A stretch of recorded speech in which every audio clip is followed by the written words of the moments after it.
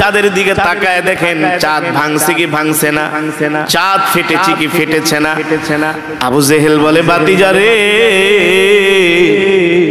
এতদিন মনে করছি এ বাতিজা তুমি শুধু মানুষকে জাদু করো, এখন দেখি তুমি চাঁদের গায়েও জাদু তোমার লেগে যায়। নাউজুবিল্লাহ, জোরে বলেন নাউজুবিল্লাহ।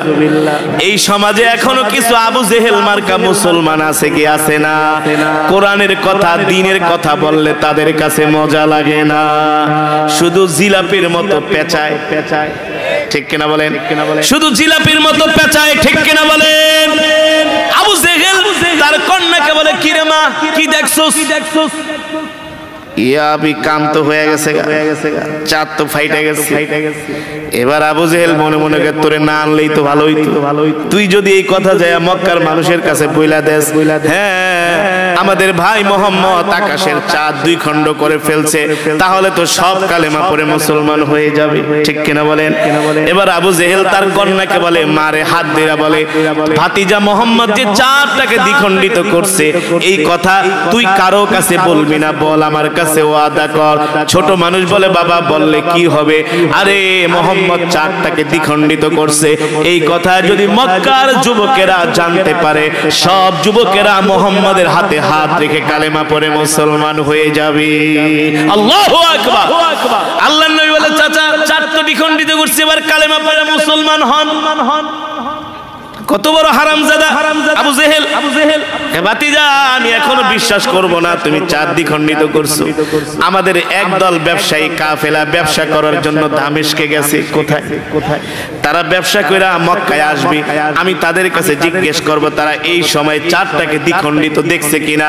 যদি তারা সাক্ষী দেয় তাহলে আমি আবু জেহেল ইবনে হিশাম কালেমা পড়ে মুসলমান হয়ে যাব।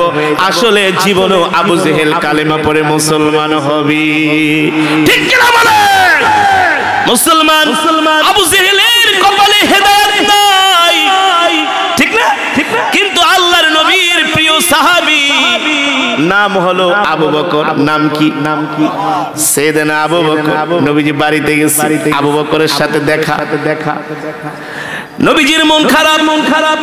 এত কিছু করার পরে আবু জেহেল কালেমা পড়ে মুসলমান হয় নাই। অথচ এই কোরআন এমন কোরআন, ওয়ানুনাজ্জিলু মিনাল কুরআনি মা হুয়া শিফাউ ওয়া রাহমাতুল লিল মুমিনিন ওয়া লা ইয়াজিদুজ জালিমিনা ইল্লা খাসারা।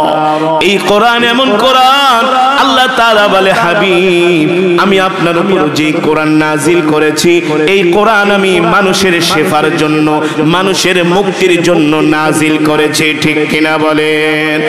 একজন চোর চুরি করে, এই চোরের চুরি করে আপনি কোনোদিন বন্ধ করতে পারবেন না। এই চোর যখন চুরি করে আল্লাহর কোরআন অনুযায়ী, আল্লাহর কোরআনের বিধান অনুযায়ী চোরের হাত কাইটা দেন, দেখবেন চুরি করা বন্ধ হয়ে গেছে। ঠিক কিনা বলেন? ঠিক না? চুরি করা বন্ধ করা যায় না, ডাকাতি করা বন্ধ করা যায় না। যদি আল্লাহর কোরআনের আইন এই জমিনের মধ্যে থাকতো চুরি ডাকাতি জিনা ব্যভিচার সব কিছু বন্ধ হয়ে যেত। আল্লাহর নবী মক্কার কাফের আবু জেহেলকে এত ভাবে বললেন, আবু জেহেল কালেমা পড়ে মুসলমান হয় না, অথচ এই কোরআন হলো মানুষের মুক্তির জন্য, হেদায়েতের জন্য। আল্লাহর নবী ভারাক্রান্ত মন নিয়ে বাড়িতে গেলেন, আবু বকরের সাথে দেখা। আল্লাহর নবী আবু বকরকে ডাক দিলেন, ইয়া আবু বকর এদিকে আসেন। আল্লাহর নবী আবু বকরের সাথে কথা বলতেছেন।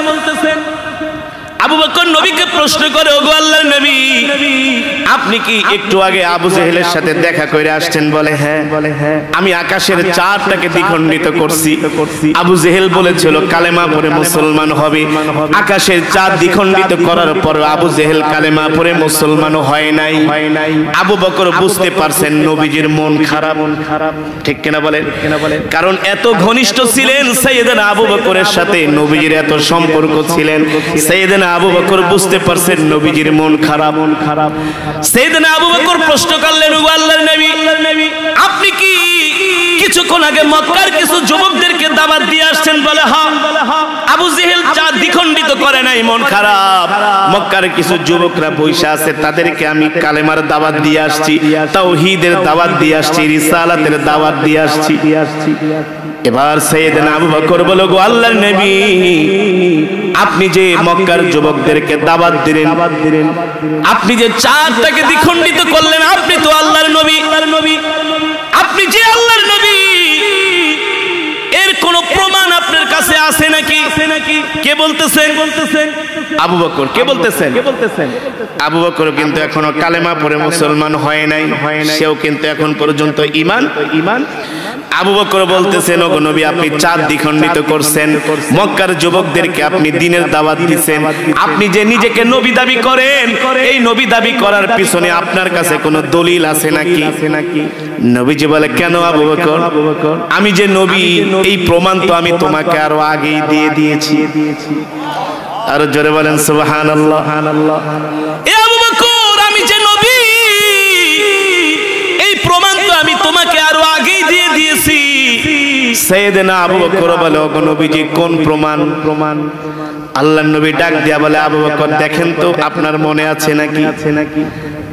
ও আবু বকর, আপনার মনে আছে নাকি আপনি কোনো একদিন ঘুমায়াছিলেন শামের কোনো একটা ঘরের মধ্যে? আপনি মক্কায় ছিলেন না, আপনি গেছিলেন ব্যবসা করার জন্য সিরিয়ার রাজধানী দামেস্কে। ওই শামের কোনো একটা ঘরে আপনি ঘুমায়াছিলেন, ঘুমের মধ্যে আপনি কোনো স্বপ্ন দেখছেন নাকি? সাইয়েদনা আবু বকর ছিলেন বসা, দাঁড়ায় গেছে। ওগো নবীজি, বলেন কি? হ্যাঁ, আমি তো স্বপ্নে দেখেছি, রাত্রবেলা ঘুমাইছিলাম, দেখি বিশাল একটা আকাশে চাঁদ উদিত হয়েছে। এই আকাশের চাঁদটা খণ্ড খণ্ড হইয়া, টুকরো টুকরো হইয়া মক্কাতুল মুকাররমার প্রতিটা ঘরের মধ্যে চাঁদের আলো কিছু কিছু করে ছড়িয়ে পড়েছে। হঠাৎ করে আমার ঘুম ভেঙে গেল, আমি কি স্বপ্নে দেখলাম। আবার কিছুক্ষণ পরে আমার ঘুম চলে আসলো, আবার ঘুমের মধ্যে আমি দেখলাম আকাশের চাঁদটা পুরো একত্রিত হয়ে গেছে, ওই চাঁদ পুরাটাই আমার ঘরের মধ্যে ঢুকে গিয়েছে। আল্লাহু আকবার। জোরে বলেন আল্লাহু আকবার। সাইয়েদনা আবু বকর বলে, গো আল্লাহর নবী, এই স্বপ্ন দেখার পরে আমার ঘুম ভেঙে গেছে, আমি আর রাত্রিবেলা ঘুমাইতে পারি নাই, আমি আর রাত্রিবেলা ঘুমাইতে পারি নাই।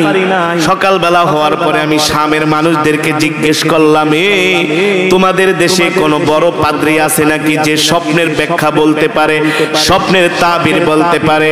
একজন লোক বলে, আবু বকর, আমাদের দেশে একজন তাওরাত কিতাবের বড় একজন পাদ্রী আছে, আপনি তার কাছে যান, সে স্বপ্নের ব্যাখ্যা বলতে পারে। এবার সাইয়েদনা আবু বকর ওই পাদ্রীর বাড়ির দিকে হাঁটা শুরু করলেন। হাঁটতে হাঁটতে পাদ্রীর বাড়ির কাছে যাচ্ছেন, এখনো বাড়িতে পৌঁছান নাই। অনেক দূর থেকে দেখা যায় একজন লোক ঘরের দরজার সামনে বসে আছেন। আবু বকর যতই আগায় ওই লোকও ততই আগায়। আবু বকর এখনো তার কাছে যায় নাই, এখনো অনেকটু পথ বাকি আছে। দূর থেকে ওই পাদ্রী ডাক দিয়া বলতেছে, আবু বকর, আহলান সাহলান মারহাবান তয়্যিবান। এ আবু বকর, আপনার আগমনে আমি ধন্য, এ আবু বকর, আপনার আগমনে আমি ধন্য। আল্লাহু আকবার। সাইয়েদনা আবু বকর বলে, পাদ্রী, আমার নাম যে আবু বকর, আপনি জানেন কেমনে? বলে, আমি জানি। আপনি সে আবু বকর, যে আবু বকর আমার সাথে দেখা করার জন্য আমার বাড়িতে আসবে। আল্লাহু আকবার। এবার আবু বকর যায় তার ঘরের পাশে ঘরে বসলেন। সাইয়েদনা আবু বকর বলে, শোনেন, আমি আজকে রাতে একটা স্বপ্ন দেখছি। বলে, কি স্বপ্ন দেখছেন বলেন? আপনি কি স্বপ্ন দেখেছেন বলেন? বলে, আমি রাত্রবেলা ঘুমাইছিলাম, আমি দেখি আকাশের চাঁদ, বিশাল একটা চাঁদ উদিত হয়েছে। ওই চাঁদটা টুকরো টুকরো হয়ে মক্কাতুল মুকাররমার প্রতিটা ঘরের মধ্যে চাঁদের আলো কিছু কিছু করে ছড়িয়ে পড়েছে। আমার ঘুম ভেঙে গেল। আবার হঠাৎ করে আমি ঘুমায় পড়লাম। ঘুমের মধ্যে আমি স্বপ্ন দেখলাম, ওই টুকরা টুকরা চাঁদ গুলো একত্রিত হয়ে পুরা চাঁদটাই আমার ঘরের মধ্যে ঢুকে পড়েছি। আমি আর রাত্রবেলা ঘুমাইতে পারলাম না। ওই পাদ্রী ডাক দিয়ে বলে, আবু বকর, আমি তো আগেই বলেছি আপনার নাম আবু বকর, আপনি ছাড়া এত সুন্দর স্বপ্ন আর কেউ দেখতে পারে না। আল্লাহু আকবার। আবু বকর ডাক দিয়া বলে, এবার আমার স্বপ্নের ব্যাখ্যা বলেন। বলে, আবু বকর, আপনার কপাল ভালো, আপনার খুশনসিব। আপনি যে স্বপ্ন দেখেছেন আবু বকর, এই স্বপ্ন আপনি ছাড়া আর কেউ দেখতে পারে না। কারণ শেষ জামানায় একজন নবীর আবির্ভাব হবে, তার নাম হলো মুহাম্মদ ইবনে আব্দুল্লাহ। আল্লাহু আকবার। তার নাম কি? জোরে বলেন, জোরে বলেন। মুহাম্মদ ইবনে আব্দুল্লাহ। আর আপনি হবেন তার সবচেয়ে কাছের সহযোগী। আপনি হবেন তার কাছের সহযোগী। আপনার কপাল ভালো আবু বকর। এ আবু বকর, ওই যে টুকরা টুকরা চাঁদের আলো দেখছেন মানুষের ঘরে ঢুকছে, এর ব্যাখ্যা হলো মক্কার মানুষের ঘরে ঘরে কিছু কিছু ইসলাম ঢুকবে, আর আপনার ঘরের মধ্যে পুরাটাই ঢুকে যাবে। আল্লাহু আকবার। আপনি হবে সেই নবীর সবচেয়ে বড় সহযোগী, কাছের মানুষ। আপনি হলেন সেই আবু বকর। এবার সাইয়েদনা আবু বকর বলো, গো আল্লাহর নবী, হ্যাঁ আমি ব্যবসা করার জন্য শাম দেশে গিয়েছিলাম। আমি রাত্রবেলা স্বপ্ন দেখেছি আমার ঘরে চাঁদের আলো পুরাটাই ঢুকে পড়েছে। আর পাদ্রীও বলেছেন শেষ জামানায় একজন নবীর আবির্ভাব হবে, তার নাম হবে মুহাম্মদ ইবনে আব্দুল্লাহ। আল্লাহর নবী ডাক দিয়া বলে, ইয়া আবু বকর, আনা মুহাম্মদ ইবনে আব্দুল্লাহ, আমি আপনাকে দাওয়াত দিতেছি, আপনি এখনই কালেমা পড়ে মুসলমান হয়ে যান। এই সাইয়েদনা আবু বকর কালেমা পড়ে মুসলমান হয়ে গেলেন। আল্লাহু আকবার। সাইয়েদনা আবু বকর কালেমা পড়ে মুসলমান হয়ে গেলেন। এবার আবু বকর বলে, ও আল্লাহর নবী, আপনি আমার জন্য দোয়া করে দেন। আমি আমার গোত্রের মানুষদেরকে দাওয়াত দিব, আমি সবার কাছে দাওয়াত পৌঁছে দিব। আল্লাহর নবী সাইয়েদনা আবু বকরকে দোয়া করে দিলেন। আবু বকর একটু আগেও ছিল ঈমান হারা, এখন হলো ঈমানওয়ালা। ঠিক কিনা বলেন? ওয়া ইযা তুলিয়াত আলাইহিম আয়াতুহু যাদাতুহুম ঈমানা। আল্লাহ তাআলা বলছেন, তোমরা আমার কোরআন পড়ো, এতে করে তোমাদের ঈমান বেড়ে যাবে। আল্লাহ রাব্বুল আলামিন সাইয়েদনা আবু বকরের ঈমান এত বাড়ায় দিলেন। সাইয়েদনা আবু বকর বললেন, ওগো আল্লাহর নবী, আপনি আমার জন্য দোয়া করেন, আমি আমার গোত্রকে যে দাওয়াত দিব, আমি আমার দেশের মানুষদেরকে দাওয়াত দিব। এই কথা বলে সাইয়েদনা আবু বকর বাড়ির দিকে রওনা শুরু করলেন, তার মাকে যায় ইসলাম গ্রহণের সংবাদটা দিবে। আল্লাহু আকবার। দেখে দোকানের মধ্যে কিছু বাচ্চারা, কিছু মক্কার যুবকরা বৈশা বৈশা গল্প করে। আবু বকরকে দেখে ডাক দিছে, ইয়া আবু বকর, তাহলে এদিকে আসেন, ইসমা কালামি, আমার কথাগুলো শোনেন। সাইয়েদনা আবু বকর বলে, কি বলবে তোমরা বলো? বলে, শোনেন শোনেন, ওই যে যেই লোকটার সাথে আপনার সবচেয়ে বেশি সম্পর্ক, কার সাথে সম্পর্ক? আল্লাহর নবীর সাথে। ঠিক কিনা বলেন? ওই লোকটা আমাদেরকে বলে সে নাকি আল্লাহর নবী, তার উপরে নাকি কোরআন নাজিল হয়েছে, সে নাকি আকাশের চাঁদটাকে দ্বিখণ্ডিত করছে। আচ্ছা আবু বকর, আপনি বলেন তার এই কথাগুলো সত্য কিনা? এই কথাগুলো তো কোনোদিন সত্য হতে পারে না। সাইয়েদনা আবু বকর বলে, এ মক্কার যুবকেরা, চন্দ্রের আলো যেমন সত্য, সূর্যের আলো যেমন সত্য, আমার নবী মুহাম্মদ সাল্লাল্লাহু আলাইহি সাল্লামের কথা তার চাইতেও আরো সত্য। সুবহানাল্লাহ বলেন। আমি আবু বকর ঘোষণা দিতেছি, তোমরা কালেমা পড়ে মুসলমান হয়ে যাও। মক্কার যুবকেরা বলে, আবু বকর মুখ সামলায় কথা বলো। ও যুবক, দেখো দেখো, এ সাতক্ষীরার যুবক, দেখো সাইয়েদনা আবু বকর আল্লাহর কোরআনের জন্য কি ত্যাগ স্বীকার করেছে। সাইয়েদনা আবু বকর আল্লাহর কোরআনের জন্য কতটা নির্যাতন জুলুম সহ্য করেছে। সাইয়েদনা আবু বকর বলে, যুবকেরা তোমরা কালেমা পড়ে মুসলমান হয়ে যাও। মক্কার যুবকেরা বলে, আরেকবার যদি আবু বকর আমাদেরকে এই কথা বলো, তাহলে কিন্তু আমরা তোমাকে আস্থা রাখবো না। সাইয়েদনা আবু বকর বলে, শোনো শোনো, তোমরা যদি মিথ্যা ধর্মটা তোমরা যদি প্রচার করতে পারো, আমি আবু বকর সত্য ধর্ম কেন কথা বলতে পারবো না? আল্লাহু আকবার। তোমরা যদি মিথ্যা ধর্মটা বুক ফুলায়া প্রচার করতে পারো, আমি আবু বকর সত্য ধর্ম ইসলামের কথা কেন বলতে পারবো না? ঠিক কিনা বলে? ঠিক না? আমার কোরআন সত্য, আমার নবী, আমার ধর্মই হলো শান্তির ধর্ম। তোমরা লাত মানাতের পূজা করো, উজ্জার পূজা করো। আবু বকর বলতেছে, এগুলা বন্ধ করো, বন্ধ করো। মুহাম্মদ সাল্লাল্লাহু আলাইহি সাল্লামের হাতে হাত রেখা বাঁচতে চাইলে কালেমা পড়ে মুসলমান হয়ে যাও। মক্কার যুবকেরা এই কথা বলার পরে সাইয়েদনা আবু বকর বলে, যুবকেরা তোমরা আমার উপর যদি জুলুম করো, নির্যাতন করো, তাতেও আমি সত্য কথা বলবো। তোমরা কালেমা পড়ে মুসলমান হয়ে যাও। কিছু যুবক বলে আবু বকর আপনাকে ভালো মনে করেছিলাম, আপনি মুরব্বী মানুষ, এই কারণে আপনাকে সম্মান করি, কিন্তু আপনি আমাদের ধর্মের বিরুদ্ধে কথা বলতেছেন, আমাদের লাত মানাত উজ্জার বিরুদ্ধে কথা বলতেছেন, আপনাকে আর ছাড় দেওয়া যাবে না। এই কথা বলে কিছু যুবক এসে সাইয়েদনা আবু বকরকে এমন ভাবে আক্রমণ শুরু করলো, কেউ সাইয়েদনা আবু বকরকে ঘুষি মারে, কেউ থাপ্পড় মারে, কেউ লাথি মারে, এইভাবে করে 10-12 জন সাইয়েদনা আবু বকরকে মারতে মারতে মাটির মধ্যে লুটিয়ে ফেলেছে। একজন কাফের যুবক দৌড়ায় আয়েশা, তার পায়ের মধ্যে একটা খরম ছিল, সেই খরম দিয়া বাড়ি দিয়া বলে, আবু বকর তুমি তোমার কোরআনের দাওয়াত দিতে আসছো, তোমার নবীর দাওয়াত দিতে আসছো, আমি তোমাকে মজাটা বুঝাইতেছি, আর কোনদিন যদি মুহাম্মদের কথা আমাদের সামনে বলো আমরা তোমাকে আস্থা রাখবো না। এই কথা বলে জুতা দিয়া সাইয়েদনা আবু বকরের মুখের ভিতরে একটা বাড়ি মারলেন। এক বাড়িতে কপাল ফেটে এমন ভাবে রক্ত বের হলো, রক্তে সাইয়েদনা আবু বকরের চেহারাটা একেবারে রক্তাক্ত হয়ে গেল। আরেকটা বাড়ি মারলেন, কপাল ফেটে সাইয়েদনা আবু বকরের চেহারাটা এমন ভাবে রক্তাক্ত হয়ে গেছে আর আবু বকরের চেহারা চিনা যায় না। যুবকরা মেরে সাইয়েদনা আবু বকরকে রাস্তার মধ্যে ফেলে দিয়া যুবকরা দৌড়ে বাড়িতে চলে গেছে। ওইদিকে আবু বকরের বাড়িতে যায় খবর দিছে, শুনছনি মক্কার যুবকেরা কোরআনের দাওয়াত দেওয়ার কারণে আবু বকরকে মেরে রাস্তার মধ্যে রক্তাক্ত করে রেখেছে।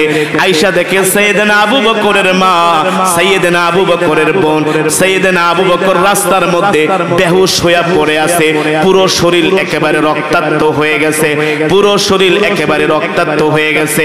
সাইয়েদনা আবু বকরের মা তার আত্মীয় স্বজনরা সাইয়েদনা আবু বকরকে নিয়ে তারা বাড়িতে গেলেন আর মক্কার যুবকদেরকে বললেন, এ মক্কার যুবকেরা তোমরা যারা আবু বকরের গায়ে হাত দিছো, যদি আবু বকরের কিছু হয়ে যায়, এ মক্কার কাফের যুবকেরা তোমাদের একজনকেও আমরা ছাড়বো না, কারণ আবু বকর হলো আমাদের কাছে অনেক সম্মানের। ঠিক কিনা বলেন?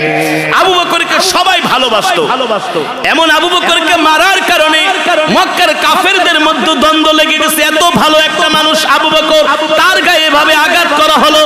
একদিন হয়ে যায়, 2 দিন হয়ে যায়, 3 দিন পর্যন্ত আবু বকর রাদিয়াল্লাহু তাআলা আনহুর জ্ঞান ফিরে না, হুশ ফিরে না। যখন 3 দিন পরে সাইয়েদনা আবু বকরের জ্ঞান ফিরল, তার মা তার কাছে 1 গ্লাস পানি নিয়ে গেলেন, বললেন, বাবা রে 3 দিন পর্যন্ত তোমার জ্ঞান ফেরে না, এ বাবা 3 দিন পরে তোমার জ্ঞান ফিরেছে, 1 গ্লাস পানি খাও, কিছু খাবার গ্রহণ করো। সাইয়েদনা আবু বকর বলে, মা আমি পানি খেতে পারি, খাবার খেতে পারি, শর্ত হলো আমাকে আগে আল্লাহর নবীর কাছে নিয়ে যাও, তার চেহারা না দেখার আমি দুনিয়ার কোনো খাবার আমার মুখে দিতে পারবো না। আল্লাহু আকবার। সাইয়েদনা আবু বকরের মা বলে, বাবা রে তুমি কি আমার চাইতে নাকি মুহাম্মদ ইবনে আব্দুল্লাহকে ভালোবাসো নাকি? আমি তো তোমার জন্মদাতা মা। এবার আবু বকর বলে, মা আপনি আমাকে 10 মাস 10 দিন গর্ভে ধারণ করেছেন, ঠিক আছে, আল্লাহি রব্বিল কাবা, রবের কাবার কসম খায়া বলি আমি আপনার চাইতে বাবার চাইতেও আল্লাহর নবী মুহাম্মদ সাল্লাল্লাহু আলাইহি সাল্লামকে ভালোবাসি। আল্লাহর নবীকে যতক্ষণ পর্যন্ত দেখতে না পারবো ততক্ষণ পর্যন্ত আমি মুখের মধ্যে কোনো খাবার তুলে নিব। আগে নবীর কাছে আমাকে নিয়ে যান, আগে নবীর চেহারাটা আমাকে দেখান। আবু বকরের মা বলে, কোন জায়গার কোন মুহাম্মদ? তার জন্য তুমি এমন পাগল হয়ে গেছো? তুমি আমার এমন সোনার ছেলে, তোমার গায়ে আমি একটা ফুলের টোকাও লাগতে দেই নাই। আজকে তুমি মুহাম্মাদের কথা বলার কারণে তোমার উপরে মক্কার যুবকেরা এমন ভাবে তোমাকে রক্তাক্ত করলো, তোমার শরীর থেকে রক্ত ঝরাইলো, আমি জন্মদাতা মা এটা সহ্য করতে পারি না। সাইয়েদনা আবু বকর অসুস্থ অবস্থায় দাঁড়ায় গেছে, বলে, মারে শুধু কপাল থেকে রক্ত ঝরানা, আল্লাহর জমিনে আল্লাহর কোরআনের কথা বলতে যায়, মুহাম্মদ সাল্লাল্লাহু আলাইহি সাল্লামের কথা বলতে যায়, আমি আবু বকর যদি জীবনও চলে যায় তারপরে আমার আবু বকরের কোনো আফসোস নাই। আল্লাহু আকবার।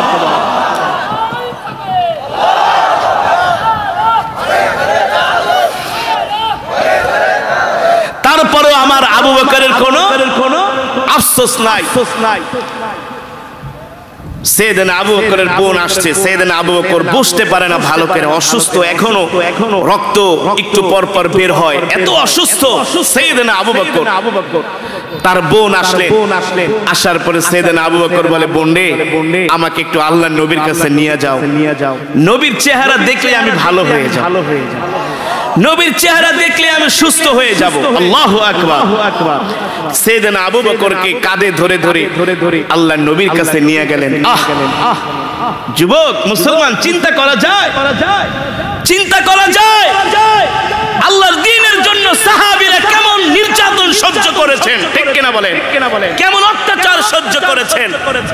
আজকে আমাদের ঈমান এত দুর্বল হয়ে গেছে, আজকে আমাদের ঈমান এত দুর্বল হয়ে গেছে, আজকে আমরা গরু খাওয়া মুসলমানে পরিণত হয়েছি। আজকে মুসলমান ঠিকমতো আল্লাহর কোরআন পড়ে না, 5 ওয়াক্ত নামাজ মুসলমান ঠিকমতো আদায় করে না, ঠিক কিনা বলেন? আজকে আমরা গরু খাওয়া মুসলমানে পরিণত হয়েছি, আজকে আমরা মুনাফিক মার্কা মুসলমান হয়ে গেছি। আজকে কোরআনের পক্ষে কথা বলতে আমরা ভয় পাই, হক কথা বলতে আমরা ভয় পাই, দ্বীনের কথা বলতে আমরা ভয় পাই। কিন্তু সাহাবায়ে কেরাম এমন ছিলেন না। সাহাবায়ে কেরাম শত বাধা উপেক্ষা করে তারা হকের আওয়াজ দিয়েছেন। আল্লাহ ছাড়া কাউকে ভয় পাইছে? আজকে মুসলমান এমন মুসলমান হয়ে গেছে, আজকে চায়ের দোকানে মানুষের ভিড়, মানুষের অভাব নাই, ঠিক না? চায়ের দোকানে বাংলা সিনেমা দেখে, 1 কাপ চা খায় আর 3 ঘন্টা সিনেমা দেখে। কথা বলেন। অথচ পাশেই মসজিদ, আজান দিতেছে, হাইয়া আলাস সালাহ, নামাজের দিকে নাই। মসজিদে মুসল্লি নাই, জোহরের সময় মুসল্লি নাই, আসরের সময় মুসল্লি নাই, মাগরিবের সময় মুসল্লি নাই, এশারে মুসল্লি নাই, ফজরে মুসল্লি নাই। আপনাদের কাছে আমার প্রশ্ন, আপনাদের এলাকার ফজরের নামাজে কয় কাতার মুসল্লি হয় বলেন? কয় কাতার? সবাইকে প্রশ্ন করেছি, কয় কাতার হয়? আওয়াজ করে বলেন। 1 কাতার। 2 কাতার খুব কমই হয়, ঠিক না? 1 কাতারও ঠিক মতো ভরে না ফজরের নামাজ। আমি ওই দিন চাঁদপুর মাহফিলে গিয়েছি, প্যান স্টেজের মধ্যে শত ইমাম সাহেব, যে মসজিদের উদ্যোগে মাহফিল, আমি ওই মসজিদের ইমাম সাহেবকে বললাম, হুজুর আপনি তো এই মসজিদের ইমাম। বলে, হুজুর আমি এই মসজিদের ইমাম। আপনার মসজিদে ফজরের নামাজে কয় কাতার মুসল্লি হয়? বলে, হুজুর কি বলবো, লজ্জার কথা জিজ্ঞেস করছেন। আমি ভাত খাই 80 ঘরে। কয় ঘরে? ইমাম সাহেবদেরকে খাওয়ায় না এক ঘর, এক দিন। বলে, হুজুর ভাত খাই 80 ঘরে। কিন্তু ফজরের নামাজে আমার মুসল্লি হয় 8 জন। কয়জন? ভাত খায় 80 ঘরে। 80 ঘরে ভাত খায়, ফজরের সময় মুসল্লি হয় 1 জন করে হইলো তো 80 জন হইতো। 1 জন করে হইলো তুই কি 80 জন হইতো। কিন্তু মসজিদে মুসল্লি হয় 8 জন ফজরের নামাজ। আর ফজরের পরে আপনি চায়ের দোকানে যান, দেখবেন জায়গা পাবেন। আজকে চায়ের দোকানে টেলিভিশন না থাকলে ওই দোকানে কেউ চা খাইতেও যায় না। কথা বলেন। ওই দোকানে কেউ চা খেতেও, আপনি শুধু বেশি না একটা বাংলা সিনেমা আপনি বড় পর্দায় চালায় দেন, দেখবেন মানুষ রাত 2টা-3টা পর্যন্ত বসে বাংলা সিনেমা দেখে। কিছুদিন আগে ফুটবল খেলা গিয়েছিল, এই দেশের গরু খাওয়া মুসলমান গুলা রাত 3টা পর্যন্ত খেলা দেখছে। কথা বলেন। দেখেছে কি দেখেছে না? কিন্তু কোরআনের মজমায় মসজিদে গেলে প্রেসার উঠে যায়, কতক্ষণ বাড়িতে যাবে, ঠিক কিনা বলেন? এমনও মুসলমান আছে এখানে ওয়াজ হইতেছে, যে দেখেন রাস্তায় ঘুরতেছে আর বিড়ি খাইতেছে, রাস্তায় ঘুরে বিড়ি খায়, চা খায়, দোকানে বসে আড্ডা মারে। যদি বলে ভাই চলেন প্যান্ডেলে যাই ওয়াজ শুনি, কেন এখান থেকে শোনা যায় না? প্যান্ডেলে কেন যাবো, ঠিক কিনা বলেন? ওয়াজের প্যান্ডেলে মজা লাগে না। 1 প্যাকেট বিড়ি দিয়া দেন, সিগারেট দিয়া দেন, দেখবেন 6 ঘন্টা বসে থাকে। নাউজুবিল্লাহ। মুসলমান আজকে আমাদের উপরে এত আযাব গজব আসতেছে, কারণ কি? আল্লাহর নবীর সাহাবীরা তারা দ্বীনের জন্য, ইসলামের জন্য জীবন দিয়া দিয়েছে, ঠিক কিনা বলেন? আর আমরা গুনাহ করতে করতে নাফরমানি করতে করতে জীবন দিয়া দিই, গুনাহ করতে করতে আমাদের জীবনটাকে আমরা শেষ করে দিচ্ছি। আজকে মসজিদে মুসল্লি পাওয়া যায় না, সেলুনে গেছি চুল কাটার জন্য, দেখি বাংলা সিনেমা চালাইতেছে। আমি বললাম, এই ছেলে টেলিভিশন বন্ধ করো। দেখি একজন মুরব্বী, বয়স হবে 60 থেকে 70, দাড়ি পেকে গেছে, সে দেখে হা করে টেলিভিশনের দিকে তাকায় আছে। আমি বললাম, চাচা আপনার বয়স 60 বছর হয়ে গেছে, 70 বছরের মুরব্বী আপনি, দাড়ি ঠাড়ি পেকে গেছে, আপনি কিভাবে বাংলা সিনেমা দেখেন তাকায় তাকায়? বলেন আপনার কি কষ্ট লাগে না, লজ্জা লাগে না? এই কথা আমি বলি নাই, আমি ভদ্রতার সাথে বলি, আপনার কি কষ্ট লাগে না? আপনি হারাম জিনিস কিভাবে দেখেন? বলে, বাবারে বয়স হয়ে গেছে তো কি করবো, আর বাড়িতে বসে আমার সময় কাটে না, এই কারণে মাঝে মাঝে এসে একটু টেলিভিশন দেখি। কথা বলেন, কথা বলেন, এমন মুরব্বী আছে কি আছে না? আছে কি আছে না? হ্যাঁ, এমন যুবক আছে রাতের পর রাত ফেসবুক চালায়, ইউটিউব চালায়। আরে তোমরা তো রাত 3টা পর্যন্ত ফুটবল খেলা দেখছো, পারলে তোমরা রাত 3টা বাজে যে তাহাজ্জুদের নামাজ পড়ো। কথা বলেন, পারলে রাত 3টা বাজে যে মসজিদে তাহাজ্জুদের নামাজ পড়ো, কোরআন তেলাওয়াত করো। আজকে তুরস্কের উপরে এত বড় ভূমিকম্প কেন হলো বোঝো না? কারণ কি? মাঝে মাঝে বড় বড় সিডর আসে, আইলা আসে কি আসে না? এই সুন্দরবনের উপর দিয়েই তো যায়। আগে তো আপনাদের উপরে আঘাত করে নাকি, যেহেতু আপনারা সুন্দরবনের কাছে। কারণ কি? এই যে ভূমিকম্প হচ্ছে, ভূমিধস হচ্ছে, বড় বড় টর্নেডো আসে, সিডর আসে, আইলা আসে, ঘূর্ণিঝড় আসে, বড় বড় গজবগুলো আসে, এগুলোর কারণ কি? এগুলোর কারণ হলো আল্লাহর কোরআন ছেড়ে দেওয়ার কারণে, আল্লাহর বিধান ছেড়ে দেওয়ার কারণে, আল্লাহর কোরআনের সাথে নাফরমানি করার কারণে, আর কিছুই না। বিশ্বাস হয় না? আল্লাহর কোরআন বলতেছেন, আফা আমিনা আহলুল কুরা আইয়াতিয়াহুম বাসুনা বায়াতাও ওয়া হুম নাঈমুন। আল্লাহ রাব্বুল আলামিন বলেন, নবী এই জনপদের অধিবাসীদেরকে বলে দেন, এই জনপদের অধিবাসীদেরকে, এই জনপদের অধিবাসী কারা? আমরা। কারা? সারা পৃথিবীর মানুষ নাকি? এই কোরআন তো শুধু বাংলাদেশের জন্য নাজিল হয় নাই নাকি? এই কোরআন তো শুধু তুরস্কের জন্য নাজিল হয় নাই নাকি?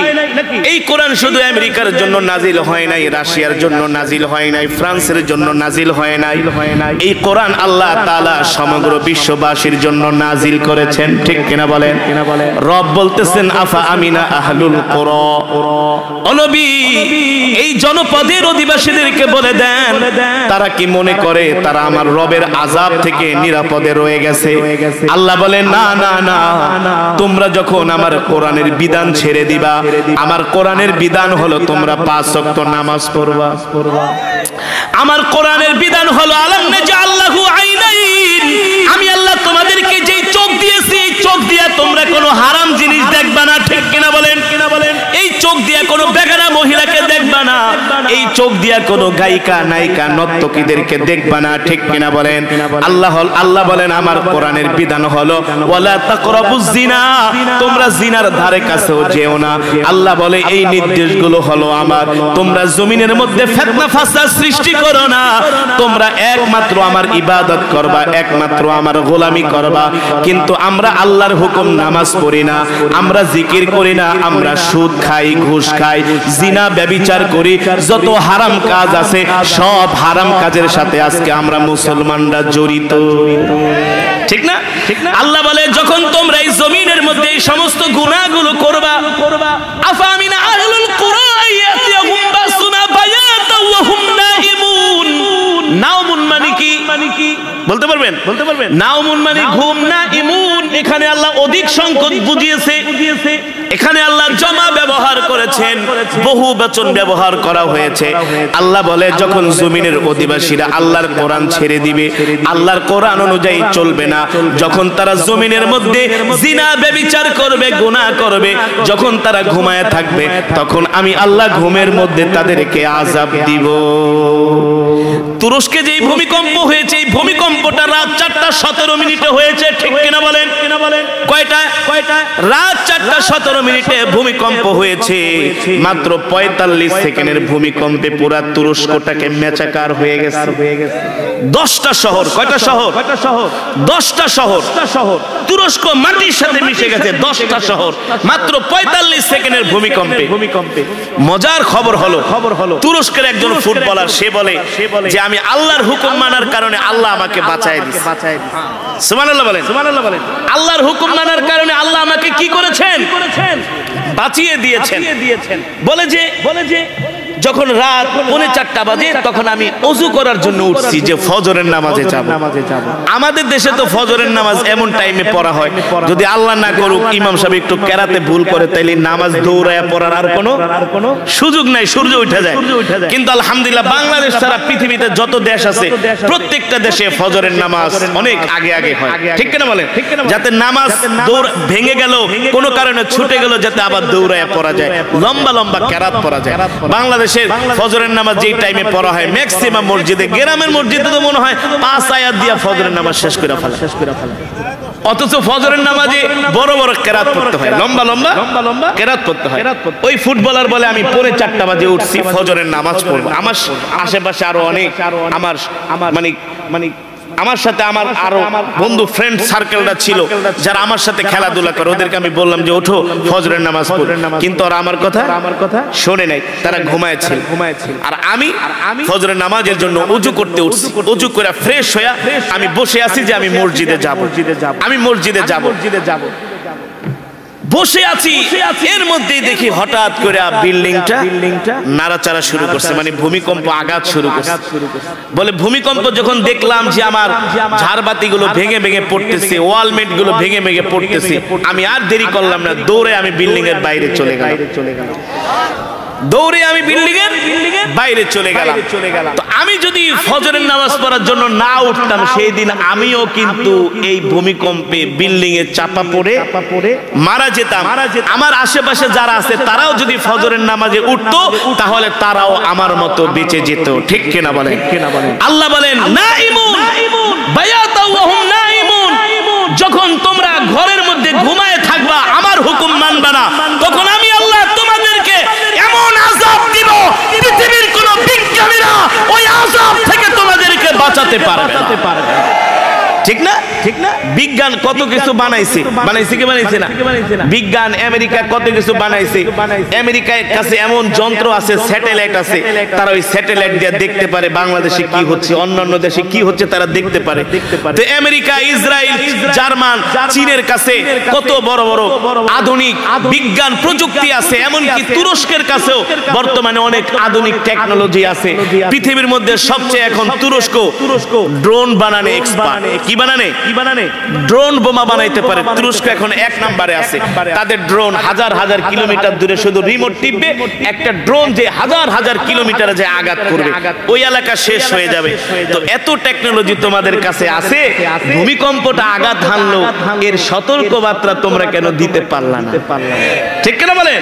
তোমরা পারবে না, সেই ক্ষমতা তোমাদের নাই। তোমরা বিজ্ঞান নিয়ে যতই গবেষণা করো কোনো লাভ নাই। আমার রব বলতেছেন আমার সাথে নাফরমানি করবি, আমার কোরআন মানবি না, আমার কোরআন তেলাওয়াত করবি না, শুধু আমার কোরআন ঘরের মধ্যে রেখে দিবি, আমার কোরআনের হুকুম আমার জমিনে বাস্তবায়ন করবি না, আমার কোরআনে আগুন দেয় আর তোরা আমার বান্দা হইয়া সহ্য করো। ঠিক কিনা বলে? আমার কোরআনের কপিতে আগুন দেয়। এই তুরস্কের কারণে কিন্তু ডেনমার্ক, সুইডেন, নেদারল্যান্ড 3টা দেশ কোরআনের কপিতে আগুন দিয়েছে। কিভাবে, কেন দিয়েছে? আপনারা এই সূত্রটা শুনেন। কেন দিয়েছে? তুরস্ক চায় না সুইডেন ন্যাটোর অন্তর্ভুক্ত হোক। এই কারণে খেপা যায় তুরস্ক কি করছে, সুইডেন কি করছে, তুরস্কের এমবিসির সামনে কোরআনের কপিতে আগুন দিচ্ছে যে তোরা মুসলমান, তোরা আমাদের বিরোধিতা করছো, ন্যাটোতে যোগ দিতে দাস না, এই কারণে তোদের ধর্মীয় কিতাবে আমরা আগুন দিলাম। তো মুসলমানের কোরআনে যখন আগুন দেয় শুধু কি একটা প্রতিবাদ দিয়ে কি ক্ষান্ত হওয়া যায়? এতে করে কি এর প্রতিবাদ হয়ে যায়? না। কোরআনের কপিতে যখন আগুন দিছে, তুরস্কের যদি এত সাহস থাকতো সুইডেনে যায় ডাইরেক্ট বোমা হামলা করো, কোনো কথা নাই। ঠিক কিনা বলেন? যারা আমাদের ধর্মীয় কিতাবে আগুন দেয় তাদের সাথে আমাদের কোনো সম্পর্ক থাকতে পারে না। ঠিক কিনা বলেন? আমার কোরআনের কপিতে আগুন দেওয়া মানে আমার কলিজায় আঘাত। আল্লাহ বলে আমার কোরআনের কপিতে আগুন দেয় তোরা সহ্য করস, দেখ আমি আল্লাহ এখন ভূমিকম্প দিয়ে তোদেরকে শেষ করে দিচ্ছি। মুসলমান এই তুরস্কের ভূমিকম্প শুধু তুরস্কের জন্যই সতর্ক বার্তা না, সারা পৃথিবীর মুসলমানের জন্য সতর্ক বার্তা। এই ভূমিকম্প বিজ্ঞানীরা বলতেছে যে বাংলাদেশে ওই ভূমিকম্প হইলে পুরা ঢাকার শহর, চট্টগ্রাম, সিলেট মাটির সাথে মিশে যাবে, মাটির সাথে মিশে যাবে। তো এই ভূমিকম্প যদি আমাদের দেশে হয় আমরা কি বাঁচতে পারবো? আমরা যে গরিব দেশ, ঠিক কিনা বলেন? আমাদের যে গরিব দেশ, তুরস্কের মতো এত অর্থনীতি আমাদের নাই, এত কিছু নাই, তারপরে তুরস্কের এত নাকানি চুবানি, কিন্তু আমাদের দেশে যদি এমন ভূমিকম্প হয় আমাদের বাঁচার কোনো উপায়। এই কারণে ভূমিকম্প থেকে বাঁচার কিছু দোয়া আছে। কি আছে জানার দরকার আছে কি আছে না? দরকার আছে কি আছে না? জানতে চান? এই ভূমিকম্প নামক গজব থেকে, আযাব থেকে যদি আমরা বাঁচতে চাই, কিছু দোয়া আছে আল্লাহ আমাদেরকে শিখিয়ে দিয়েছেন। সেই দোয়াগুলো হলো কি? আমরা বেশি বেশি করে পড়ব লা ইলাহা ইল্লা আনতা সুবহানাকা ইন্নী কুনতু মিনাজ জালিমিন। পয়গম্বর ইউনূস আলাইহিস সালাম মাছের পেটে ছিলেন, ঠিক কিনা বলেন? আল্লাহ নিজে তাকে দোয়া শিখায় দিয়েছে, ইউনূস তুমি দোয়া পড়ো, আমি আল্লাহ তোমাকে মাছের পেট থেকে উদ্ধার করব, ঠিক কিনা বলেন? তারপরে যেহেতু এই ভূমিকম্প গুনার কারণে হয়, আমরা বেশি বেশি ইস্তেগফার পড়ব। কি করব ভাই?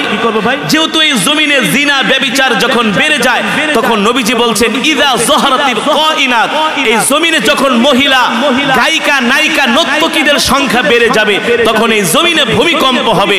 আমাদের জমিনে এখন এই বাংলাদেশে, সারা পৃথিবীতে মহিলা গায়িকা, নায়িকা, নর্তকীদের সংখ্যা বাড়ছে নাকি কমছে? জোরে বলেন, বাড়ছে নাকি কমছে? আপনি যদি শুধু মমতাজরে আনেন এর 10 মাঠে জায়গা দিতে পারবেন, ঠিক না? দেখবেন দুপুরের আগে সব চেয়ার বুক হয়ে গেছে, ঠিক না? আর যুবকরা নাচতেছে, গাইতেছে, লাফাইতেছে। ইযা যাহরাতিল কায়নাত, আল্লাহর নবী বলেন যখন জমিনের মধ্যে গায়িকা, নায়িকাদের সংখ্যা বেড়ে যাবে, তখন এই জমিনে ভূমিকম্প হবে। তাহলে এগুলো আমাদের গুনার কারণে। এই কারণে আমাদের বেশি বেশি করে ইস্তেগফার করতে হবে, আল্লাহ তাআলার কাছে ক্ষমা চাইতে হবে। ভূমিকম্প থেকে যদি বাঁচতে হয়, আরেকটা দোয়া আল্লাহ আমাদের শিখিয়ে দিয়েছেন, রব্বানা যালামনা আনফুসানা ওয়া ইল্লাম তাগফির লানা ওয়া তারহামনা লানাকুনান্না মিনাল খাসিরিন। আল্লাহ আমরা আমাদের নিজের উপরে জুলুম করেছি, আল্লাহ আপনি আমাদের ক্ষমা করে দেন, আমাদের উপর রহম করেন, আমাদের উপর দয়া করেন, আমাদের সব গুনাহগুলো আপনি মাফ করে দেন, ঠিক কিনা বলেন? আরেকটা দোয়া আছে, এই দোয়াটা যদি কেউ সকাল সন্ধ্যা পড়ে, সকাল সন্ধ্যা, মৃত্যু ছাড়া সমস্ত বিপদ থেকে আল্লাহ তাকে হেফাজত করবে। মৃত্যু ছাড়া এই দোয়াটা আপনারা অনেকেই জানেন। যেই দিন আপনাদের মৃত্যু হবে অথবা আপনার অটোমেটিক সেই দোয়াটা আমরা ওই দিন ভুলে যাব। এই দোয়াটা আমাদের মনে থাকবে, এই দোয়াটা আমাদের মনে থাকবে না।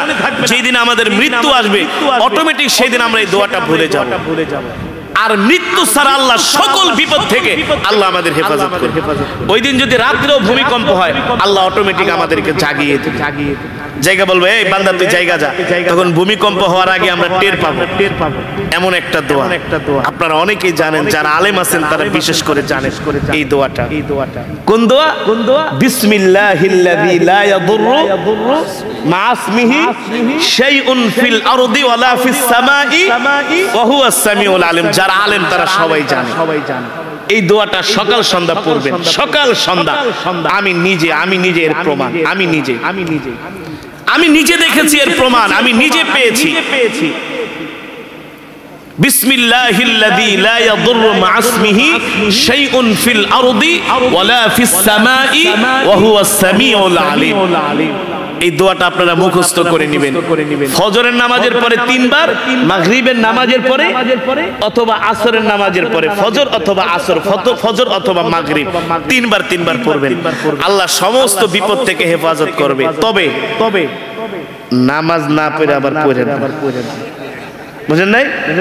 কিছু চালাক আছে তো যে হুজুর কিন্তু দোয়া শিখাই গেছে, দোয়া পড়লে আমরা ভূমিকম্প থেকে বাইচা যাব, বিপদ থেকে বাইচা যাব। আমি সিলেটে গেছি ওয়াজ করতে, সূরা ইখলাসের বয়ান করতেছে যে ভাই সূরা ইখলাস এমন একটা সূরা, এই সূরা যদি কেউ 1000 বার তেলাওয়াত করে আল্লাহ তাআলা তার জন্য 300টা রিজিকের দরজা খুলে দেয়। কয়শোটা? 1000 বার যদি সূরা ইখলাস পড়েন আল্লাহ আপনার জন্য 300টা রিজিকের দরজা খুলে দেয়। এই সূরা যদি কেউ ফজরের নামাজের পরে 10 বার তেলাওয়াত করে, প্রতি ফজরের নামাজের পরে 10 বার, ইন্তেকালের সাথে সাথে আল্লাহ তাআলা তাকে জান্নাত দিয়ে দিবেন। এই সূরা যদি কেউ অনবরত তেলাওয়াত করে ইন্তেকালের সাথে সাথে তার জানাজায় শরীক হওয়ার জন্য 70000 ফেরেশতা উপস্থিত। এই সূরা যদি কেউ বেশি বেশি তেলাওয়াত করে আল্লাহ তাআলা তার সমস্ত রিজিকের দরজা খুলে দিবে, মনের আশা পূর্ণ করবে। আমরা সকলেই বলি আলহামদুলিল্লাহ, আর মুহাব্বতের সাথে ঈমানের আওয়াজ দিয়ে বলি আলহামদুলিল্লাহ। আল্লাহর বান্দারা সমস্ত প্রশংসা কার জন্য? আরো জোরে বলুন কার জন্য? একমাত্র মহান রব্বুল আলামিনের জন্য, যিনি আমাদেরকে সৃষ্টি করেছেন। ঠিক কিনা বলেন? মুসলমান, আমাদের হায়াতের মালিক কে? আমাদের রিজিকের মালিক কে? আমাদের অক্সিজেন দেওয়ার মালিক কে? মুসলমান, আমরা কার গোলাম? আরো ঈমানি আওয়াজ দিয়ে বলতে হবে আমরা কার গোলাম? আমরা এক আল্লাহর গোলাম। ঠিক কিনা বলেন? অনেক গরু খাওয়া মুসলমান আছে, তারা জোরে আল্লাহু আকবার বলতে চায় না। ঠিক কিনা বলেন? আল্লাহু আকবার তারাই বলতে পারে যাদের ঈমানের পাওয়ার আছে, যাদের ঈমানি শক্তি আছে। ঠিক কিনা বলেন? মুসলমান, আসমান কার? আর জোরে বলুন আসমান কার? আসমান যার, আইন চলবে তার, জমিন যার, বিধান চলবে তার। আল্লাহর জমিনে অন্য কারো তন্ত্র মন্ত্র চলতে দেওয়া যাবে না। কুফরি মতবাদ আল্লাহর জমিনে চলতে দেওয়া যাবে না। ঠিক কিনা বলেন? আল্লাহর জমিনে আল্লাহর কোরআনের বিধান চলবে। 200 কোটি মুসলমানের সংবিধানের নাম হলো গোটা 30 পারা কোরআন। মুসলমানের সংবিধানের নাম কি? জোরে বলেন, জোরে বলেন, নাম কি? মুসলমানের সংবিধান হলো গোটা 30 পারা কোরআন। কেউ মানুক বা না মানুক, ঠিক না? তাতে আমাদের যায় আসে না। আমাদের বলা আমরা বলবোই, কোরআনের কথা আমরা বলবোই, দ্বীনের কথা আমরা বলবোই, জিহাদের কথা আমরা বলবোই। আল্লাহর জমিনে হকের আওয়াজ চলবে। ঠিক কিনা বলেন? কারো রক্ত চক্ষুর ভয়ে হকের আওয়াজ আমরা বন্ধ করতে পারবো না। ঠিক কিনা বলেন? আপনাদেরও যেমন উপর থেকে নির্দেশ আছে, আমাদের উপর থেকে নির্দেশ আছে হক কথা বলতে হবে, কোরআনের কথা বলতে হবে। আমাদের উপরের নির্দেশ যদি আমরা না মানি তাহলে জাহান্নামের আগুনে জ্বলতে হবে। ঠিক কিনা বলেন?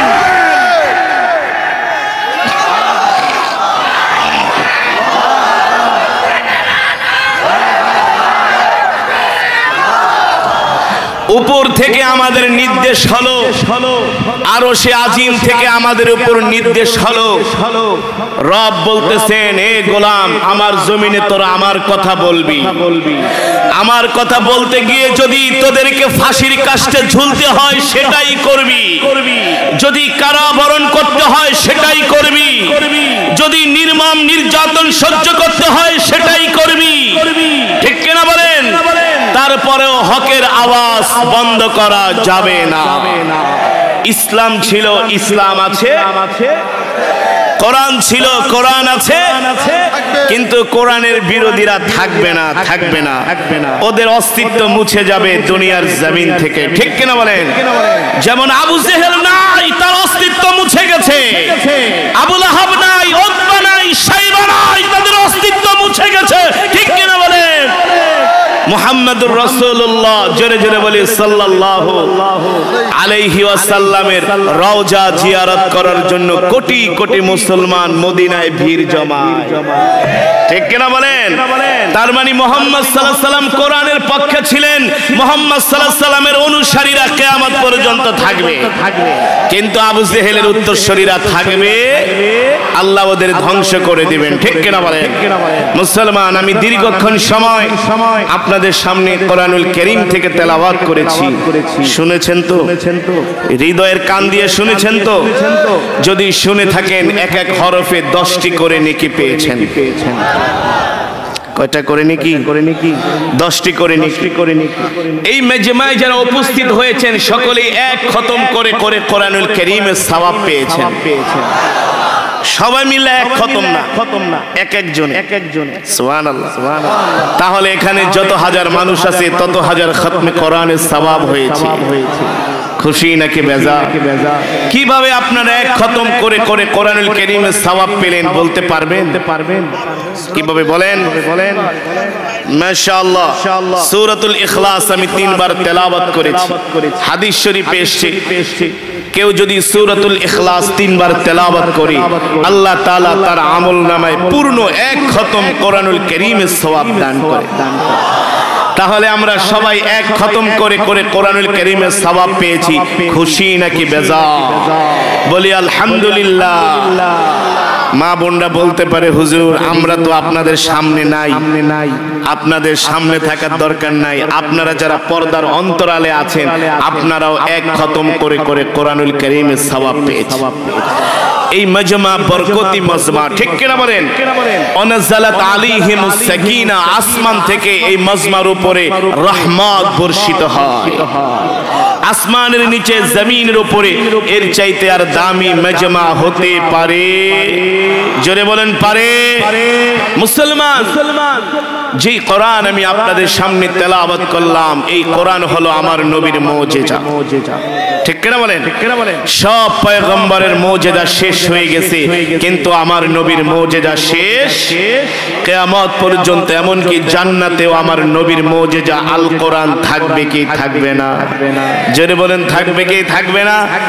আজকে যে আপনারা কোরআনের মাহফিলের আয়োজন করেছেন এর মূল উদ্দেশ্য হলো আল্লাহর বান্দাদের ঘরে ঘরে কানে কানে আল্লাহর বান্দাদের অন্তরে অন্তরে কোরআনের দাওয়াত পৌঁছে দেওয়া। ঠিক কিনা বলেন? এটাই তো উদ্দেশ্য।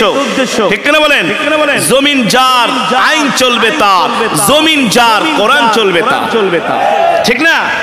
উদ্দেশ্য অত্র অঞ্চলের যুব সমাজের একটাই উদ্দেশ্য, এই যুব সমাজের একটাই, শুধু সাতক্ষীরা এই মাটিরাঙ্গা নয়, সারা বাংলাদেশ নয়, সারা পৃথিবীর মুসলমানের একটাই উদ্দেশ্য আল্লাহর জমিনে আল্লাহর কোরআনের রাজ কায়েম করা।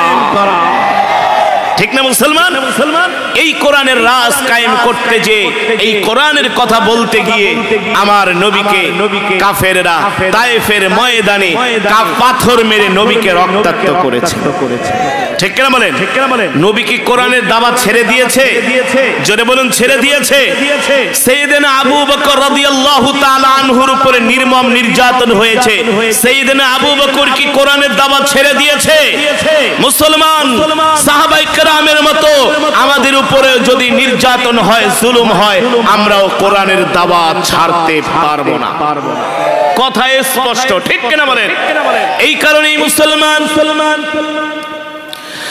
আল্লাহ রাব্বুল আলামিন আমার নবীর উপরে কোরআন নাযিল করেছেন আর বলছেন ইয়া আইয়ুহার রাসূল বাল্লিগ মা উনজিলা ইলাইকা মির রাব্বিক ওয়া ইল্লাম তাফআল ফামা বাল্লাগতা রিসালাতা ওয়াল্লাহু ইয়াসিমুকা মিনান নাস ইন্নাল্লাহা লা ইয়াহদিল কওমাল কাফিরিন।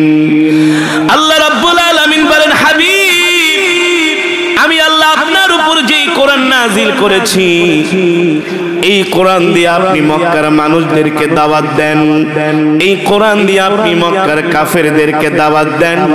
ইয়া আইয়ুহার রাসূল বাল্লিগ মা উনজিলা ইলাইকা মির রাব্বিক, এই কোরআন দিয়ে আপনি মানুষের মাঝে তাবলীগ করেন, এই কোরআন মানুষের কানে কানে পৌঁছে দেন, এই কোরআন মানুষের ধারে ধারে ঘরে ঘরে পৌঁছে দেন। এই নির্দেশ পায়া আল্লাহ নবী ঘরে বসেছিলেন না, আল্লাহর কোরআনের দাওয়াত দেওয়ার জন্য, তাওহীদের দাওয়াত দেওয়ার জন্য, রিসালাতের দাওয়াত দেওয়ার জন্য আল্লাহর নবী ঘর থেকে বের হয়ে গেছেন। এই কোরআনের কথা বলার কারণে মক্কার কাফেরেরা আমার নবীর উপরে অকাথ্য নির্মম নিষ্ঠুর নির্যাতন করেছেন। আল্লাহর নবী এক মুহূর্তের জন্য কোরআনের দাওয়াত বন্ধ করে নাই। মুসলমান আল্লাহর পয়গম্বর হাবিব কিবরিয়া রাহমাতুল লিল আলামিন এই কোরআনের দাওয়াত নিয়ে আবু জেহেলের বাড়িতে গিয়েছেন। একবার, দুইবার, তিনবার না, বারবার আবু জেহেলের বাড়িতে আমার নবী কোরআনের দাওয়াত নিয়ে গিয়েছেন। রাহমাতুল লিল আলামিন আবু জেহেলকে ডাক দিয়া বলেন, ইয়া আম্মি আবু জেহেল, হে আবু জেহেল, আপনি আল্লাহর উপর ঈমান আনেন, আমার উপর ঈমান আনেন। আল্লাহ তাআলা আমাকে নবী করে দুনিয়াতে পাঠাইছেন, আল্লাহ তাআলা আমার উপর কোরআন নাজিল করেছেন। আবু জেহেল বলে, হে মুহাম্মদ ভাতিজা, তুমি যদি সত্যিকারের নবী হয়ে থাকো, তুমি নিজেকে দাবি করতেছো তোমার উপরে আল্লাহ কোরআন নাজিল করেছে, আমি তোমার কথা বিশ্বাস করি না। আল্লাহর নবী বলেন, কি করলে চাচা বিশ্বাস করবেন? আবু জেহেল বলে, ভাতিজারে, তুমি যদি আকাশের চাঁদটাকে দ্বিখণ্ডিত করতে পারো তাহলে আমি বিশ্বাস করব তুমি আল্লাহর নবী, অন্যথায় আমি তোমাকে নবী মানব না। বলেন নাউজুবিল্লাহ। আপনাদের কাছে আমার প্রশ্ন, আল্লাহর নবীর কাজ কি আকাশের চাঁদকে দ্বিখণ্ডিত করা? জোরে বলেন, জোরে বলেন। এটা কি নবীর কাজ নাকি? নবীর কাজ হলো আল্লাহর জমিনে আল্লাহর কোরআনের দাওয়াত দেওয়া, ঠিক না? ঠিক না। কিন্তু নবীকে আবু জেহেল বলে, ভাতিজা, তুমি যদি আকাশের চাঁদটাকে দ্বিখণ্ডিত করতে পারো, আমি তোমার হাতে হাত রেখে কালেমা পড়ে মুসলমান হয়ে যাব। এই কথা বলার পরে আল্লাহর নবী চুপ করে আছেন, কারণ আকাশের চাঁদ দ্বিখণ্ডিত করা আমার নবীর পক্ষে সম্ভব। সম্ভব কার পক্ষে? জোরে বলে, জোরে বলে, কার পক্ষে সম্ভব? সম্ভব আল্লাহু আকবার। চন্দ্রের মালিক কে? সূর্যের মালিক কে? কোরআনে আছে কি আছে না? জোরে বলেন, জোরে বলেন।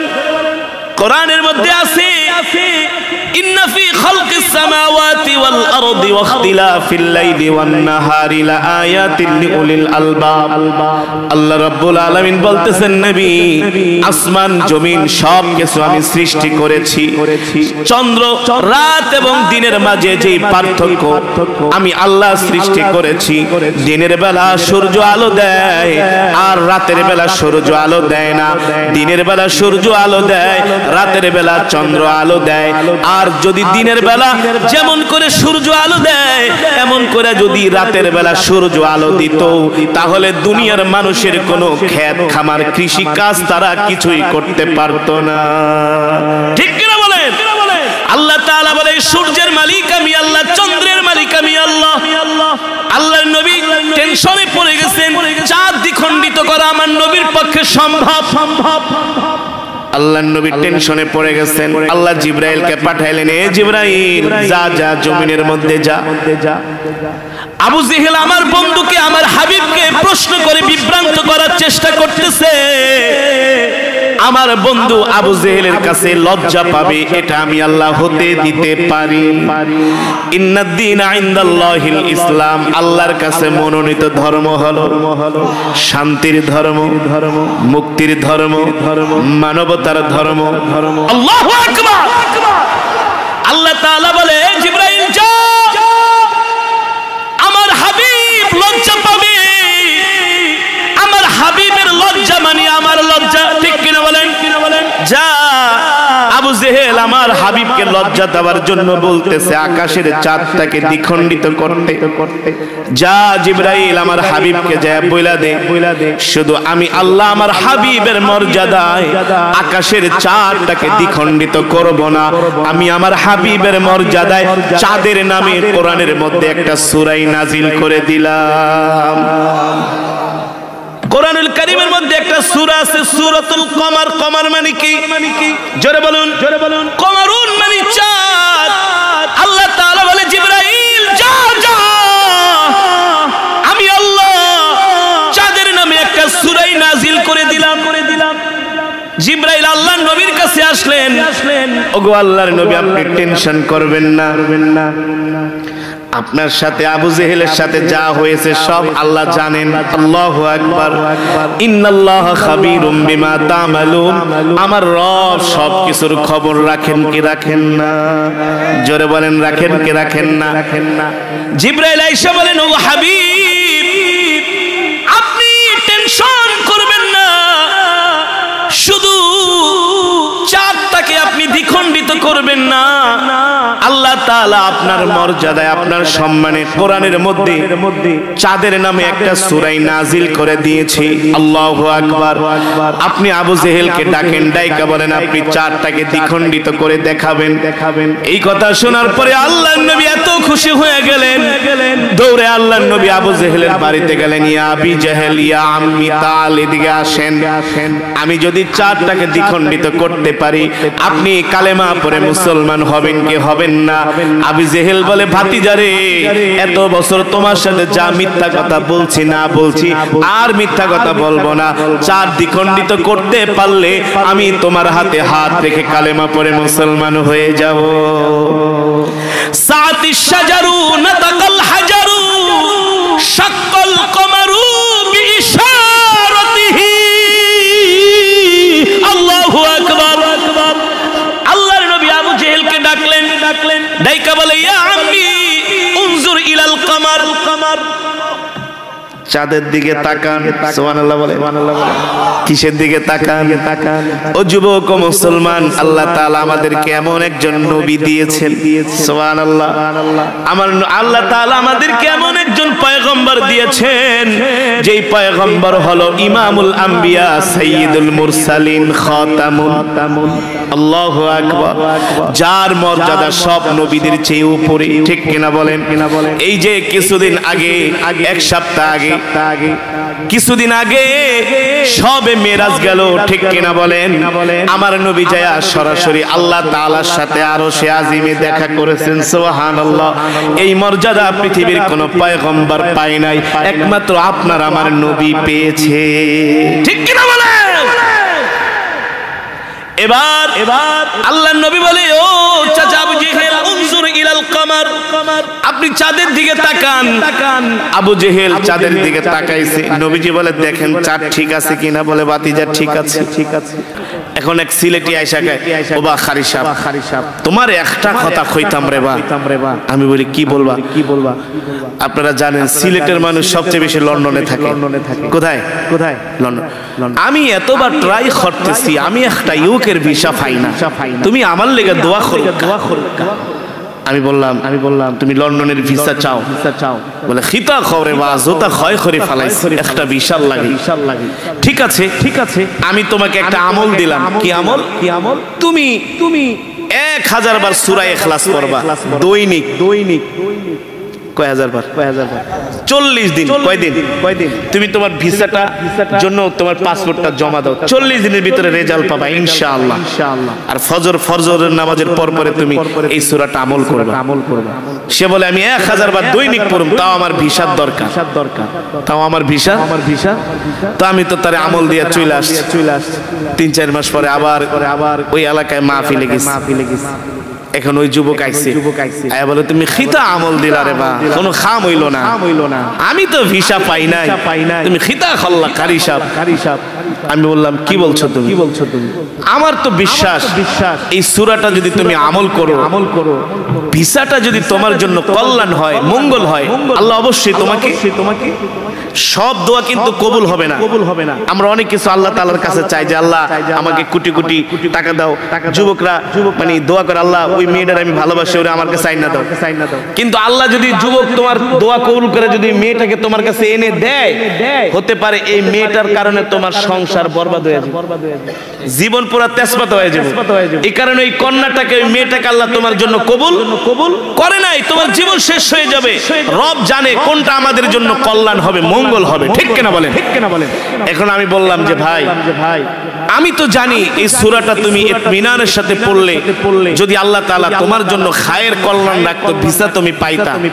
না পাওয়ার তো কোনো কারণ নাই। সত্যি করে বলো, তুমি কি ঠিক মতো 40 দিন নামাজগুলো সঠিক টাইমে জামাতের সাথে আদায় করছো? পিছনের থেকে তার এক ভাইকে হুজুর খিতা খান, উনি তো এক ওয়াক্ত নামাজও পড়ে না। এক ওয়াক্ত নামাজও কি পড়ে না? আরে মুসলমান নামাজ পড়তে চায় না আর সব করতে চায়। আল্লাহর কসম করে বলি, নামাজ বাদ দিয়া তুমি যদি তোমার জীবনের সব আল্লাহর রাস্তায় দান করে দাও, কোনো লাভ হবে না, হবে না, হবে না, হবে না। তুমি নামাজ বাদ দিয়া যদি তোমার মাও তোমার জন্য দোয়া করে, সেই দোয়াও কবুল হবে না। তোমার বাবা করলেও তোমার জন্য দোয়া কবুল হবে না। মক্কা মদিনার ইমামও যদি তোমার জন্য দোয়া করে, সেই দোয়া কবুল হবে। সারা পৃথিবীর মুসলমান যদি আজকে নামাজ পড়তো, এই দুনিয়াতে এমন গজব আসতো না। আর নামাজ পড়লে এই দুনিয়াতে এত বেহায়াপনা থাকতো না। 5 ওয়াক্ত নামাজ যারা পড়ে তারা কখনো বেগানা মহিলার দিকে তাকায় না। 5 ওয়াক্ত নামাজ যারা মসজিদে যায় পড়ে, সকাল সন্ধ্যা জিকির করে, কোরআন পড়ে, তারা কোনোদিন বাংলা সিনেমা দেখে না। ঠিক কেন বলেন? ইন্নাস সালাতা তানহা আনিল ফাহশাই ওয়াল মুনকার।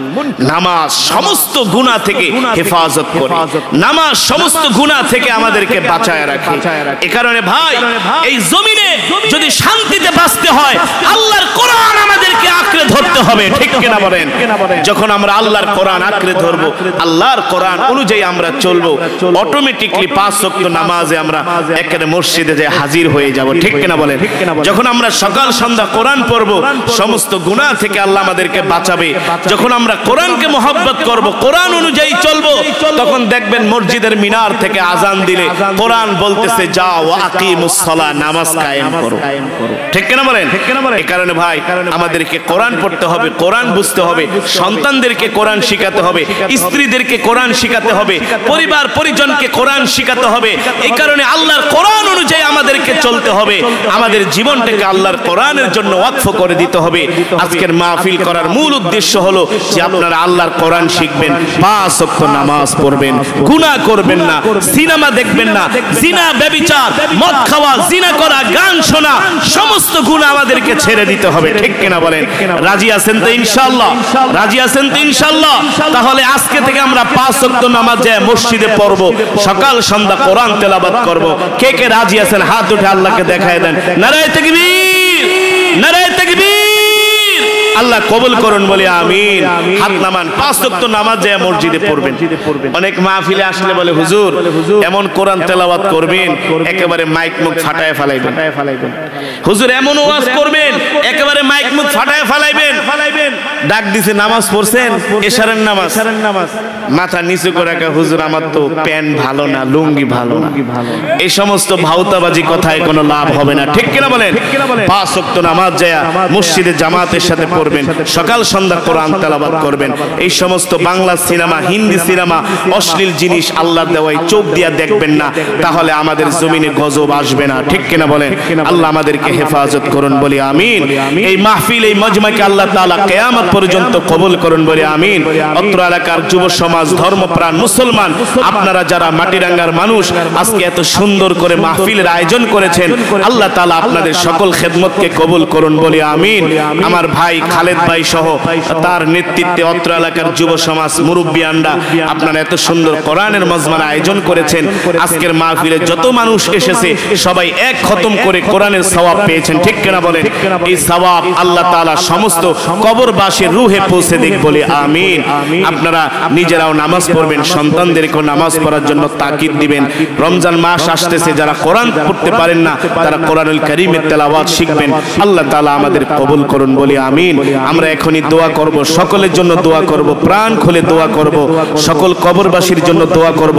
তুরস্কে যারা ভূমিকম্পে যারা ইন্তেকাল করেছেন সকলের জন্য আমরা দোয়া করব ইনশাআল্লাহ। দুরূদ শরীফ পড়ি। আল্লাহুম্মা সাল্লি আলা সাইয়্যিদিনা ওয়া মাওলানা মুহাম্মদ। আল্লাহুম্মা সাল্লি আলা মুহাম্মদ ওয়া আলা আলি মুহাম্মদ কামা সাল্লাইতা আলা ইব্রাহিম ওয়া আলা আলি ইব্রাহিম ইন্নাকা হামিদুম মাজিদ। আল্লাহ اللهم بارك على محمد وعلى آل محمد كما باركت على إبراهيم وعلى آل إبراهيم إنك حميد مجيد অনেক মা বোনেরা এসেছেন আমরা মা বোনদের জন্য দোয়া করব মা বোনেরা আপনারাও 5 ওয়াক্ত নামাজ পড়বেন পর্দা করে রাস্তায় বের হবেন বেপরদায় বের হবেন না বেগানা মহিলা বেগানা পুরুষের সামনে আপনি একেবারে বোরকা ছাড়া পর্দার পোশাক ছাড়া বের হবেন না 5 ওয়াক্ত নামাজ সঠিক মতো আদায় করবেন সন্তানদেরকে নামাজ পড়ার জন্য স্বামীদেরকে মসজিদে পাঠিয়ে দিবেন নামাজ পড়ার জন্য আমরা যাতে আল্লাহর দ্বীন মেনে চলতে পারি আল্লাহ আমাদের তৌফিক দান করুন এই মাহফিলে যারা দান করেছেন সহযোগিতা করেছেন সকলের জন্য আমরা প্রাণ খুলে দোয়া করব আল্লাহুম্মা আমিন আলহামদুলিল্লাহি রাব্বিল আলামিন ওয়াসসালাতু ওয়াসসালামু আলা সাইয়্যিদিল আমবিয়া ওয়াল মুরসালিন ওয়া আলা আলিহি ওয়া সাহবিহি আজমাইন রব্বানা যালামনা أنفسنا وإن لم تغفر لنا وترحمنا لنكونن من الخاسرين ربنا آتنا في الدنيا حسنة وفي الآخرة حسنة وقنا عذاب النار رب العالمين মেহেরবানি করে আজকের মাহফিলকে কবুল করে নেন এই মাহফিলের সওয়াব কোটি কোটি গুণ বাড়িয়ে সর্বপ্রথম কলিজার টুকরা প্রিয় নবীজির সোনার মদিনায় পৌঁছে দেন আয় আল্লাহ প্যারা নবীজির পরিবার পরিজন আহলে বাইতদের আর রাহবাকার হাদিয়া পৌঁছে দেন আয় আল্লাহ উহুদের সাহাবী বদরের সাহাবী খন্দকের সাহাবী সমস্ত সাহাবায়ে কেরামের আর রাহবাকার হাদিয়া পৌঁছে দেন আল্লাহ জান্নাতুল মুআল্লা জান্নাতুল বাকিতে যারা শুয়ে আছেন সকলের আর রাহবাকার হাদিয়া পৌঁছে দেন বাবা আদম থেকে শুরু করে আজ পর্যন্ত যত মুমিন মুমিনাত মুসলিম মুসলিমাত যারা অন্ধকার কবরে মাটির নিচে শুয়ে আছেন সকলের কবরে আর সওয়াব পৌঁছে দেন মেহেরবানি করে আল্লাহ আমাদের জনম দুঃখিনী আব্বা জান আম্মা জানের কবরে আর সওয়াব পৌঁছে যেই মা 10 মাস 10 দিন গর্ভে ধারণ করে আমাদেরকে লালন করেছে ওই জনম দুঃখিনী মা আজকে কবরে শুয়ে আছে আল্লাহ জনম দুঃখিনী মার কবরকে জান্নাতের বাগান বানায় দেন বন্ধুর মতো বাবা আমাদেরকে পড়াশোনা করায়া চাকরির ব্যবস্থা করে দিয়ে আজকে বাবা কবরে শুয়ে আছে মা বাবা উভয়কে জান্নাতের মেহমান বানায় দেন দাদা দাদি নানা নানি আত্মীয় স্বজন পাড়া প্রতিবেশীকে মাফ করে দেন আমাদের বংশধর পূর্বপুরুষদেরকে মাফ করে দেন এই বয়ান শোনার জন্য আল্লাহ অনেক বৃদ্ধ বাবারা দূর দূরান্ত থেকে আসছেন তাদেরকে কবুল করে নেন আল্লাহ মেহেরবানি করে আমার কলিজার টুকরা যুবক ভাইয়ের আজকের এই মাহফিলের আয়োজন করছে আমার কলিজার টুকরা প্রত্যেকটা যুবক ভাইকে আল্লাহ আপনি কবুল করে নেন আমার প্রত্যেকটা যুবক ভাইকে আল্লাহ দ্বীনের জন্য কবুল করে নেন আল্লাহ খালেদ ভাই সহ আল্লাহ যত যুবকেরা এই মাহফিলের জন্য শ্রম দিয়েছেন মেহনত করেছেন অর্থ দিয়েছেন এই মাহফিলে যারা 1 টাকা থেকে হাজার হাজার টাকা দান করেছেন আল্লাহ সকলের দানকে কবুল আর মঞ্জুর করে নেন মাহফিলের সভাপতি সেক্রেটারি আল্লাহ কর্মীবৃন্দ সদস্যবৃন্দ আল্লাহ 15 বছর যাবত যারা মাহফিল করে আসছেন এই মাহফিলকে আল্লাহ কিয়ামত পর্যন্ত কবুল করে নেন যুগের পর যুগ প্রজন্মের পর প্রজন্মকে কবুল করে নেন আল্লাহ